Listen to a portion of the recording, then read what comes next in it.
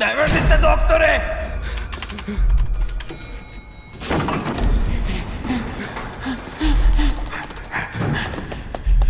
Pa ne stane me kod majke rođenoga tu! Ajde mi moza, imamo još 14 km do doma, nemamo cajta za piš pauze. Nabijem te na piš kurac! Obavljam ritual, ne prekidaj! Ja, to ti je tvoj eliksir, koji kurac si moral 4 tako spiti. Koga ću bili fini, zakistalni ja! Bolje nego ako se dezinficient. Pa mene je fini! Pa kad si ko sudopen. Franc! Pa ti sam me sereš! Pa kom pičku materiju si ti napravo u životu, jebem ti njivu! Kurac!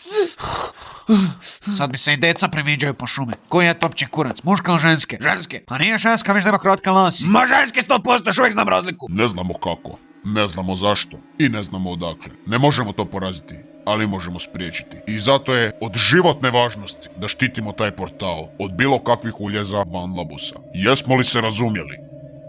I to je tev portal, zgleda ko pička. Ja neka, kad si ti zadnji po pičku milo. A dobre, male razjebana pička. Doslovno je razjebana, neko da je vibrator eksplodiralo u sred uporabe. I veliš, to je ta prečica za koju govoriš.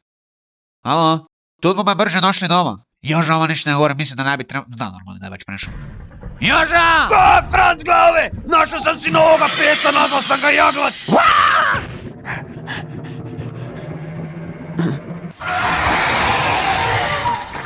Gle, Franc, pa i Blaženka je tu! Bog srčeko, nova šminka, a? Joža, pazi!